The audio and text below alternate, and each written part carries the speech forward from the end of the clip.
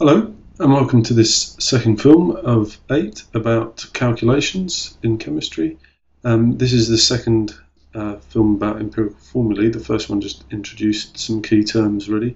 This one practices a couple of examples, and it will be really handy to have a data sheet by your side for this so that you can see where the numbers are coming from. Okay, hopefully by the end of this film you'll have seen how to calculate an empirical formula starting from masses of elements that you're given and from percentages. Okay, so here's our first example. Remember, what we are trying to do in the first step is to find the number of moles, so we need to remember the formula for number of moles.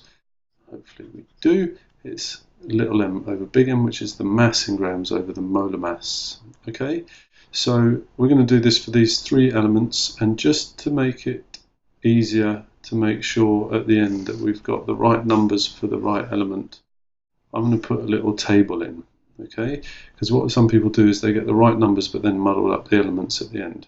So the number of moles of calcium is going to be 13.5 divided by what's calcium's atomic mass, 40.08.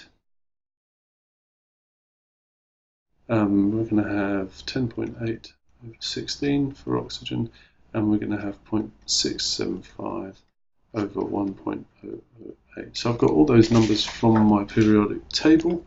Let's just find out what they are. 13.5 divided by 40.08, that is 30.337. 10.8 over 16, that is 0.675. And 0.675 over 0.108, sorry, 1.008 is 0.670. Okay, all these numbers are to three significant figures. Okay, if you can always do three significant figures, that's a good thing to do. Turn these things into a ratio. Okay, now I could divide them all by 0.337.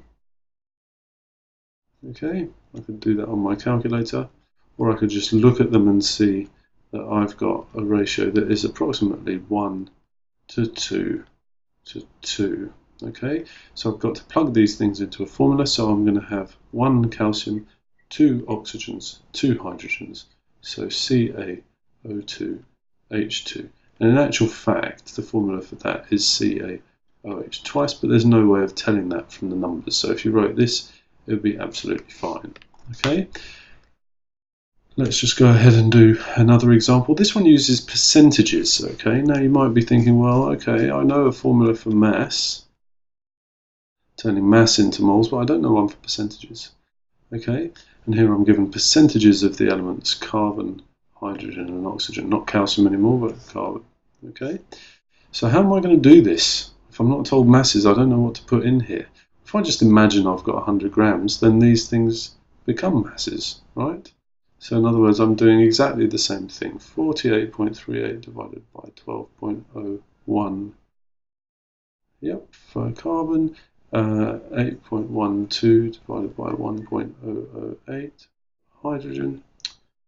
And 53.5 divided by 16 for oxygen. Let's just quickly work those out. 48.38, 12.01. This is 4.03, 8.12 divided by 1.008, it's 8.06, and 53.5 divided by 16 equals 3.34.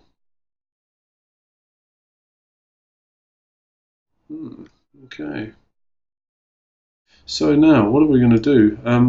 Sorry, got a bit distracted there. I'm going to divide them all by the smallest one. Okay. That one by 3.4. And that gives us 4.03 divided by 3.34. That is 1.2. This one, 8.06 divided by 3.34. That's 2.4. Okay, and this one's 1. Okay, now how are we going to get them into whole numbers?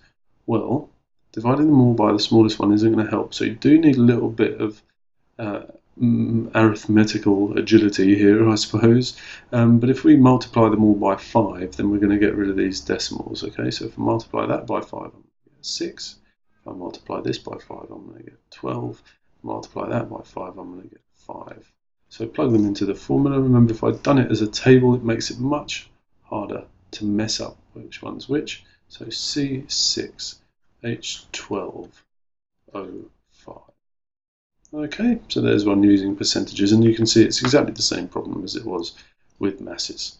Okay, so there's nothing particularly complicated there, but it is something that probably needs a bit of practice. Okay, and once again, I've said it before, if you're about to do a test and these calculations seem hard when you're practicing them, then you're probably not ready for the test. So don't let that sort of situation arise. If you can see that they're a bit difficult, come and get some help so that they become easy enough for you to do in the test.